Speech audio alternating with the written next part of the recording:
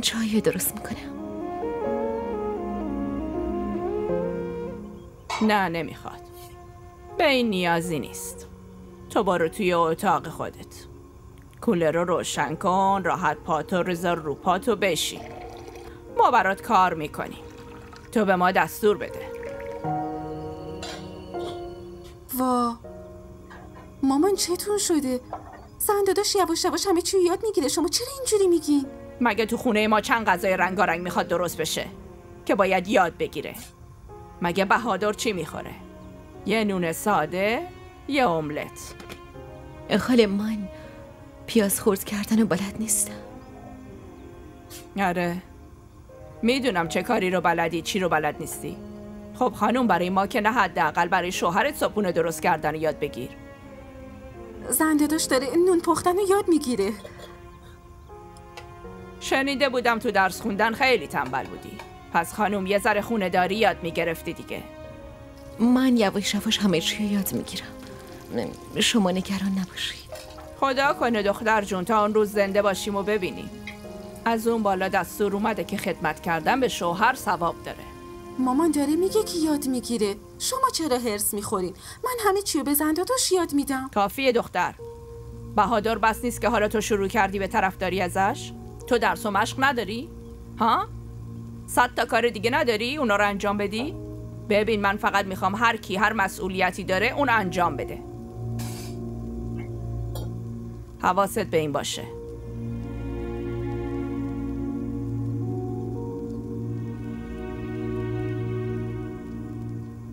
اگه بین ولگردیات یه ذره فرصت پیدا کردی این قبض و پرداخت کن، امروز آخرین مهلتشه. پرداخت میکنم. پولش هم گذاشتی؟ آره گذاشتم. اگه حقوق بازنشستگی بابا تو اجاره طبقه بالا نبود چه کار میکردیم؟ لابد الان گدایی میکردیم نه؟ از بهادر یاد بگیر. با این سن کمش همه مسئولیت‌های خونه رو به عهده داره. منم میخوام از اون یاد بگیرم. اما چیکار کنم؟ اون به من کمک نمیکنه. در ضمن خاله بهتون زنگ نزده؟ خالت چرا باید به من زنگ بزنه؟ راستشو بخواین دیروز من و بهادر سر یه موضوعی با هم دعوا کردیم. ای وای ای خدای من، تو با اون سر چه موضوعی دعوا کردی؟ آخه تو رفتی تو اون خونه چیکار؟ وقتی من و قدسیه با هم ارتباطی نداریم چرا میری اونجا؟ مامان انگار شما هیچی رو نمیدونین. این اونجا به خاطر رعنا میره. من دارم به خاطر تو میرم.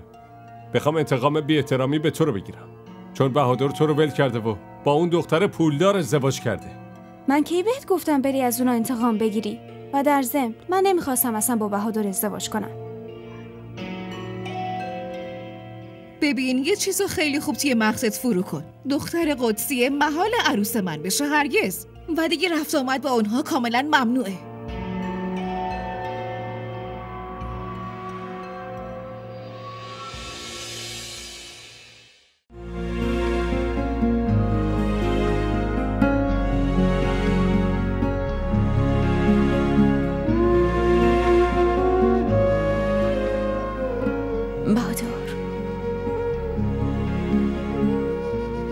بهادر پاشو چای تو بخور. بهادر پاشو چای.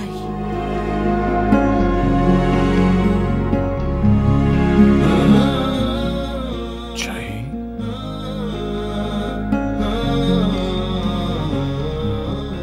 برای منه؟ آره.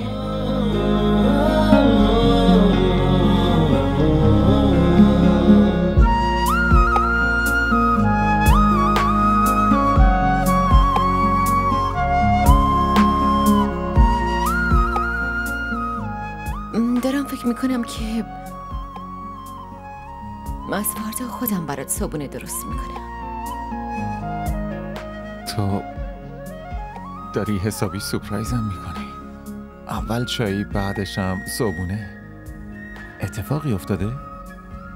از اون بالا دستور اومده خدمت کردن به شوهر ثواب بزرگی داره.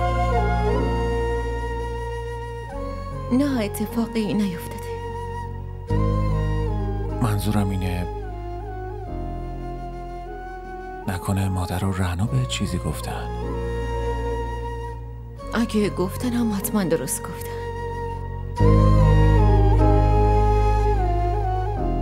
اما این انجام این کارا خیلی سخت نیست بهادر. پس بهتره خودم انجامش بدم.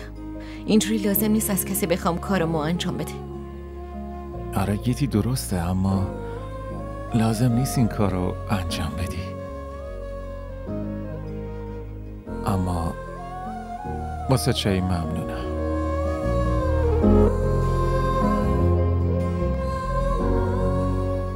تو چای تو بخور، من برم پیش رافی.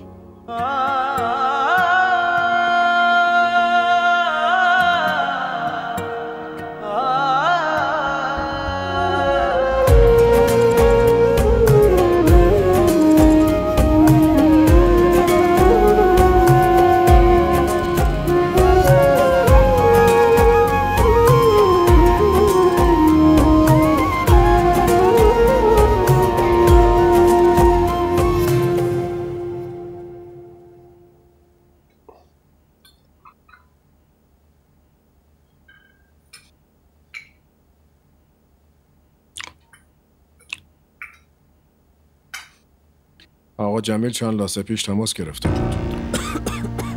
یواش یواش پسرم، آب بخور دیگه. راستش دایی خب رفته بودم کراچی، فراموش کردم به آقا جمیل اطلاع بدم. از این به بعد هر وقت از دفتر رفتی به آقا جمیل اطلاع بده و برو. من هر وقت دفتر نمیرفتم پس بهادر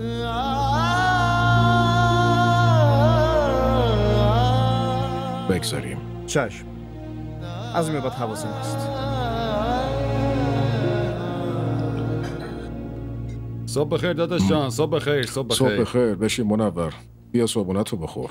نه خیر داداش جان، من خیلی عجله دارم، ولی میخواستم یه چیزی رو بگم. بگو. داداش جان، دایی نیلم تماس گرفته بود، ماه بعد قراره بیان. میخوان برای نیلم و عادل مراسم عقد بگیرن. به به، آفرین.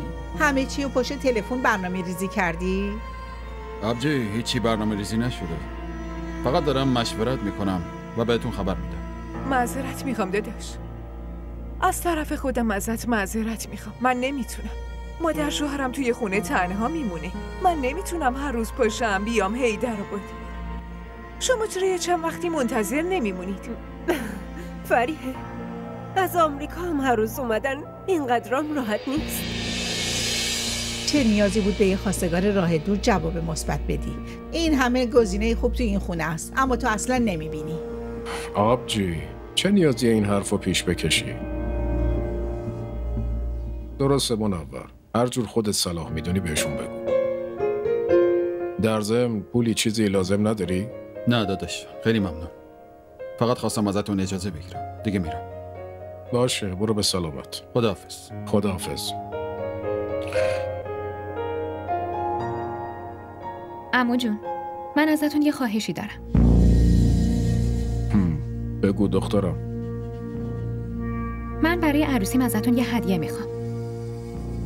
خیلی زشته نیلم. کی میگه که برای عروسیم هدیه میخوام؟ نسرین لطفاً تو کار برادرزاده و عمود خالت نکن. بگو دخترم، بگو چی میخوای؟ اول به هم قول بدین. قول؟ میخوام برای جشن عروسیم گیتی رو دعوت کنم.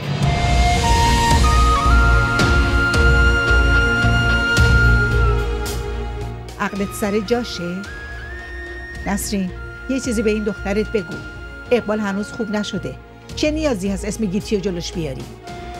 آخه آبجی اینا کجا نگران سلامتی خانداداشمونه؟ اینجوری نیست فریحه. بچه‌های من خیلی نگران داداش اقبالن. بچه خودش که نه براش آبرو گذاشت و نه دوستش داشت. حتی اون آبروی این خانواده رو با خاک یکسان کرد و از اینجا رفت. عمو جون، مگه شما به هم قول ندادی؟ باز تکرار کردی؟ تو معنی کلمه نه رو اصلا میفهمی؟ نیلم دخترم، دانشگاهت داره دیر میشه. برو نیلم، دیگه داره دیرت میشه.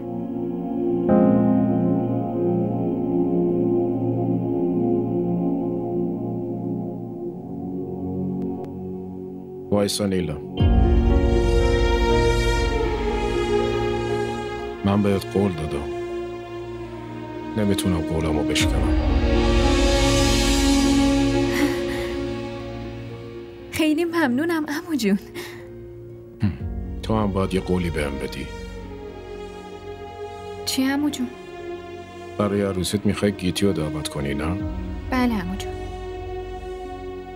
درسته. توی جشن عروسیت فقط گیتی میتونه بیاد.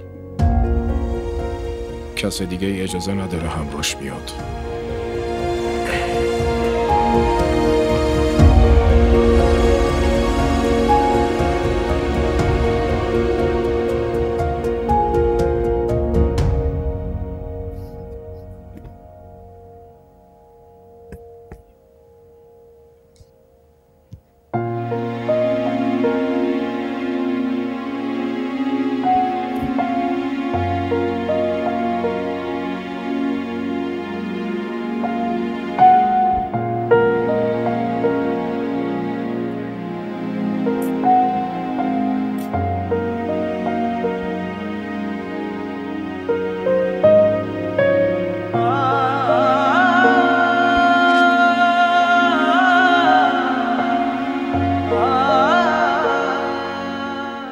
چه مصیبتیه.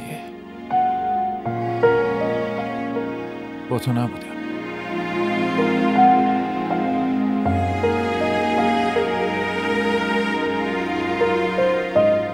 چی شده؟ دکمه پیرنم افتاد، دارم دنبال اون میکردم. خب یکی دیگه بپوش. نه نیازی نیست، فقط دکمهش افتاده، دوخته میشه. دنبال چی میگردی؟ نخسوزن.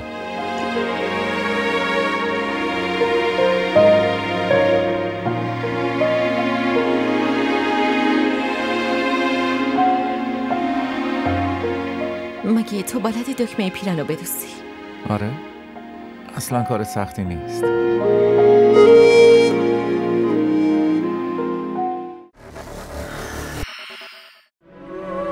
آیا نکاح یه پیوند قویه حاج آقا؟ بدون شک هم پیوند. آیا دیگه جای سوالی میمونه یا نه؟ نکاح جواب همه سوال هاست. پس ما رو به نکاح هم داریم. ये इश्क तुम न करना ये रोग ही लगाए दफन खुद करे है फिर सोग भी मनाए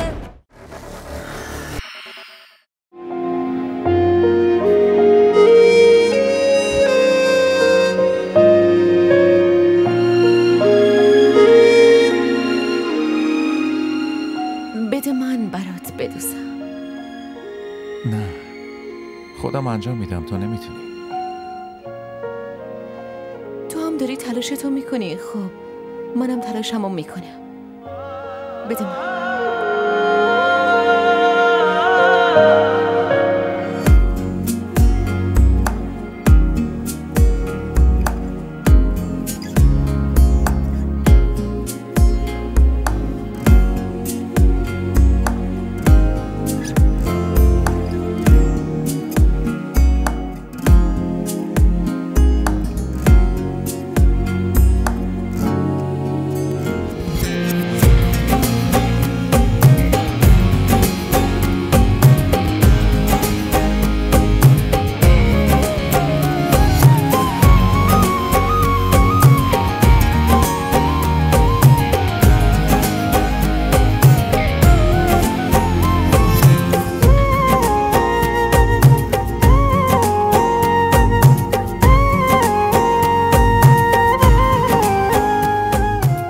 مامانم که خیلی دلخور بود. اومدنم به اینجا رو ممنوع کرد. البته منم ناراحت شدم، اما یاد شما افتادم خاله. بعد با خودم فکر کردم که برای اشتباه یکی دیگه چرا شما رو مجازات کنم. همین مهربونی تو درست کار بودنته که دل منو شاد میکنه پسرم. زنده باشی، شاد باشی عزیزم. اما خاله نکنه بهادر و زنش از اومدنم به اینجا ناراحت شد. ناراحت میشن، خب بشن.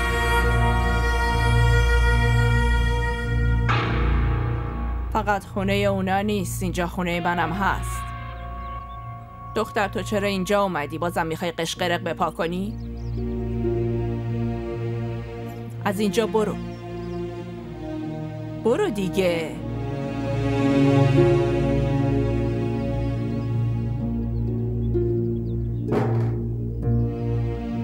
چی شده؟ هیچی نشده.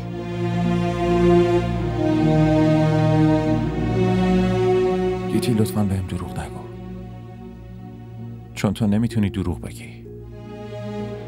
چی شده؟ بگو. این پسر خالت خیلی سیریشه. اون روز با چه بیا بیروی انداختیش بیرون، اما امروز بازم اومده اینجا. من با بابا حرف میزنم. نه، لازم نیست با عمو حرف بزنی. حتی لازم نیست در این مورد با کسی حرف بزنی. اگه اون بازم بهت بی احترامی کنه چی؟ دیگه این کارو نمیکنه، چون اون خوب میدونه که تو به حسابش میرسی. اما گیتی، من همیشه که کنارت نیستم، نه؟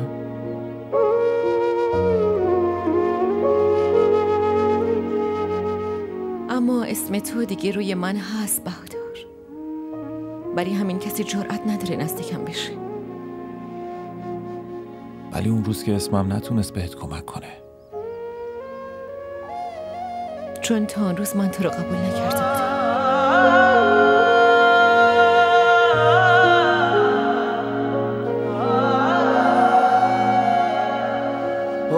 شما اینجا نشستین؟ بیرون راننده منتظرتونه، دیرتون میشه. تو راننده رو ول کن، بیا مامانتو بفهمون. واسه حرفای الکی نشسته اینجا داره قصه میخوره. مامانم عادت داره قصه بخوره. دیر بیام قصه میخوره، دیر نیام بازم قصه میخوره.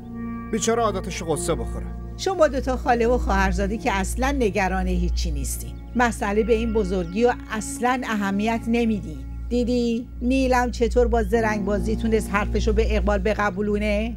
آبجی خب این واضحه. اون بابای گیتیه، مشخصه نسبت بهش نمیتونه جبهه بگیره. من فکر کنم اون دنبال یه بهونه بود که بتونه گیتی رو دوباره به این خونه برگردونه. اما این درست نیست. گیتی نباید دوباره به این خونه برگرده. اگه اون برگرده بهادرم برمیگرده. بهادرم که برگرده بفهم که کار ظفر توی شرکت و کارخونه تموم میشه. ای بابا، اون بر نمیگرده. بهادرم نمیاد. چرا نیاد؟ مگه بیمارستان ملاقات باباش نیومد؟ این ما بودیم که نذاشتیم کسی با خبر بشه. وای آبجی، خب چی کار میتونیم بکنیم؟ الان داداش اقبالم اجازه داد که اون میتونه بیاد اینجا. تو برگرد برو کراچی، من خودم یه کاریش میکنم. مامان شما الکی داری نگران میشین. اون نمیاد. اگرم بیاد یه جوری به حسابش برسم که دیگه پیداش نشه. باشه آبجی، هرچی فکر میکنین درسته، همونو انجام بدیم. ظفر تو به شانو بگو چمدونمو بذاره توی ماشین، برم با بقیه خدافزی کنم بیام.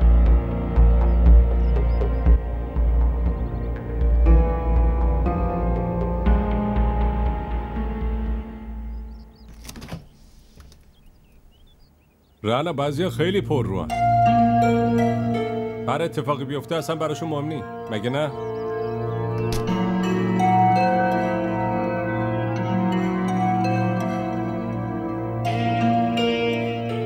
کاملا درست گفتی. بعضیا واقعا پر روان. بیابرو میشن، کتک میخورن، اما بازم میان اینجا وای میسن. چیزی به اسم آبرو اصلا سرشون نمیشه. های خانم، به ما متلک نپرون. خب چرا این حرفو به این نمیگی؟ تازه اگه این دوباره یه اشتباهی دیگه ازش سر بزنه پس بهادر به خیالش نمیشه. نکنه برعکس بشه و بهادر به خیالت شه. از این خونه بیرونت کنه. اینجا خونه شوهرمه. هیچ کسی هم نمیتونه منو از اینجا بیرون کنه. اما اومدن تو میتونه به اینجا ممنوع بشه. حتی با لگدم از اینجا میتونی پرت بشی. تو کی باشی که از این خونه بیرونش کنی؟ من دلم برات میسوزه رانا. خیلی نگرانتم. این آدم اصلا برای تو مناسب نیست. یه آدم عوضی و فریبکاره، اینو میفهمی؟ باید زودتر متوجه این موضوع بشی قبل اینکه یه روزی پشیمون بشی رانا.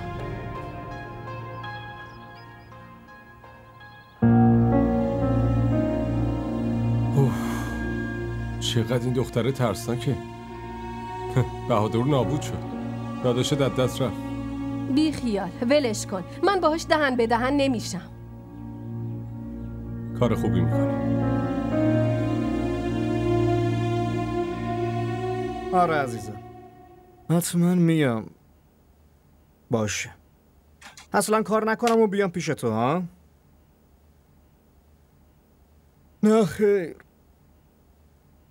بپرس. یه لحظه گوشی. بفرمایید.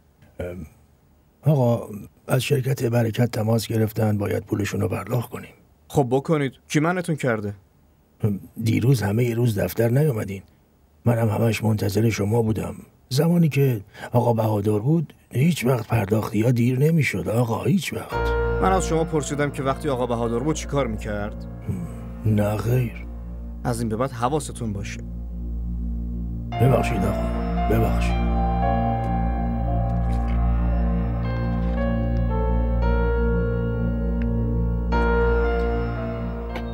اینو ببرین حسابداری.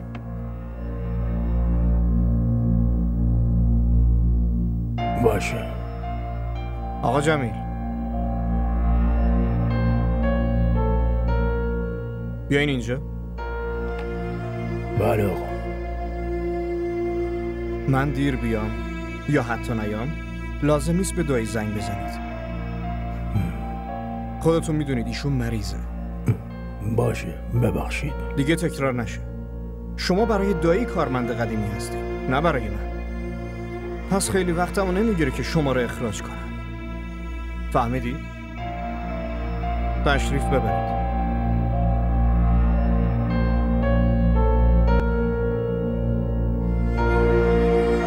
الو.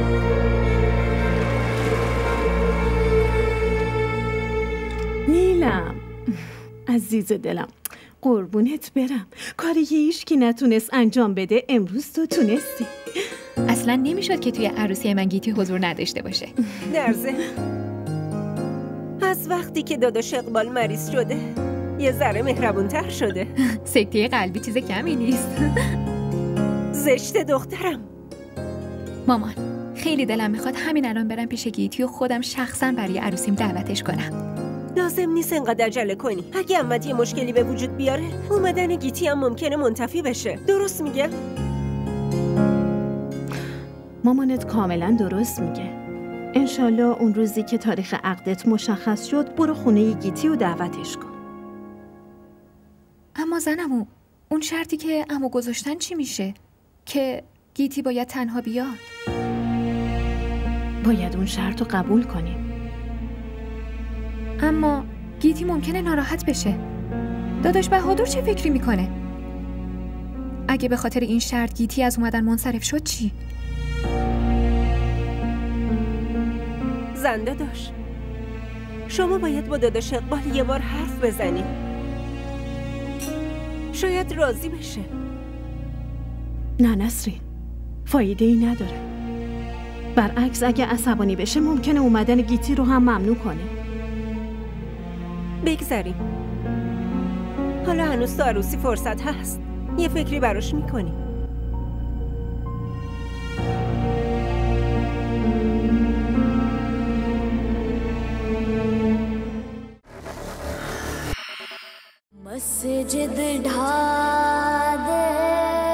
این تارا برای آرمان بدشانسی آورده. با آدم مرده نمیشه تو هم ببینی. شما فکر میکنید من الان زندم؟ من با آرمان یه جا مردم.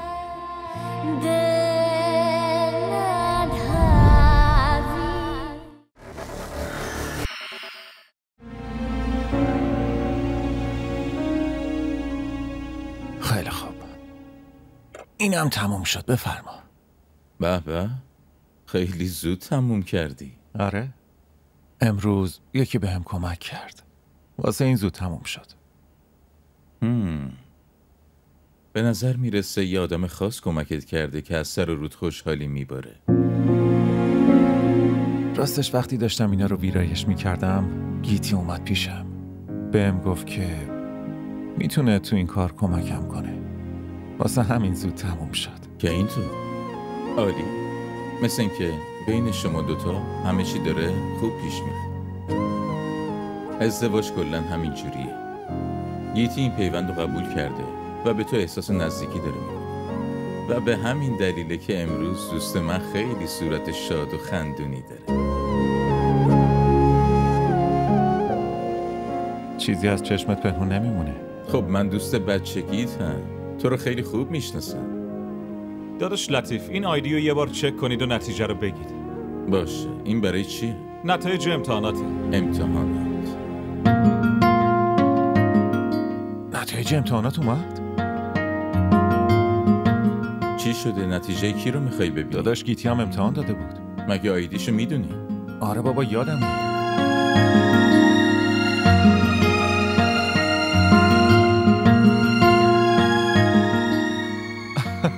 پسر این که امتحانشو قبول شده. به تبریک میگم داده. ممنونم رفیق. لطفاً سویچ موتورتو بهم بده. موتور رو میخوای چی کار؟ بده دیگه. داداش میرم و زود برمیگردم. اما بعداً میبینمت. داداش لطیف نتایج منم چک کنید. از دست این داداش بهادر این موتور مال کیه؟ برو گیتی رو صدا کن بیاد. اتفاقی که نیفتاده. نه خیر برو گیتی رو صدا کن. باشه صداش میزنم. زن داداش زن داداش.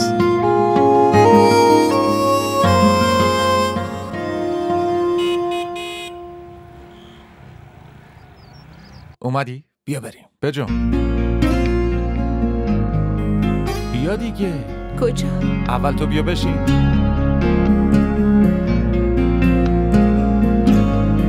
درست نشستی؟ میخواستم یه خبری بهت بدم. چی؟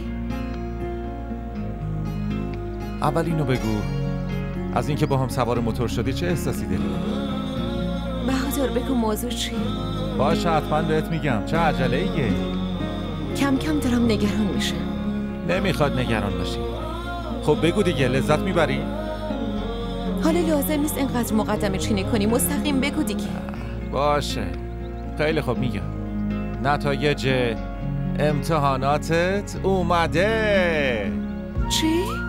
من ناکام شدم نه؟ نه خیر خانوم، تو کامیاب شدی، اونم با بالاترین نمره. واقعا؟ آره. خوشحالی؟ خب حالا بگو موتور سواری با من بهت خوش میگذره یا نه؟ بد نیست.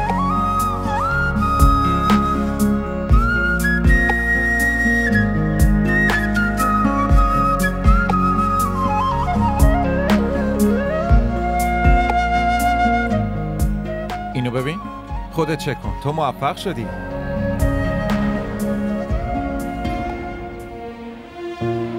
اگه اینقدر نگران درست بودی پس اون دوتا واحد رو پاس میکردی. مگه میخوای 24 ساعته درس بخونی؟ چی شده گیتی؟ تو که ناکام نشدی. اما از نظر بابا من همیشه ناکامم نه؟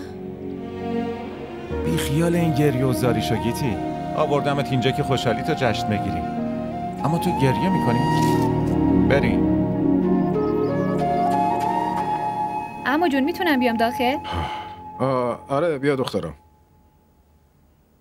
عمو جون براتون یه خبر دارم. تو این وقت میخوای برای عمو جونت خبر بخونی؟ زنمو توی این روزنامه یه خبر خاص هست. واقعا؟ مگه چه خبریه دخترم؟ عمو جون توش خبر خیلی خوشیه. خبر خوشه؟ پس فوری بگو. خیلی وقت خبر خوش نشنیدم. زنمو نتایج گیتی اومده. نتایجش اومده؟ اون قبول شده؟ اون این بار نمره اول شده. خدایا شکرت. کجاست؟ نشون بده ببینم.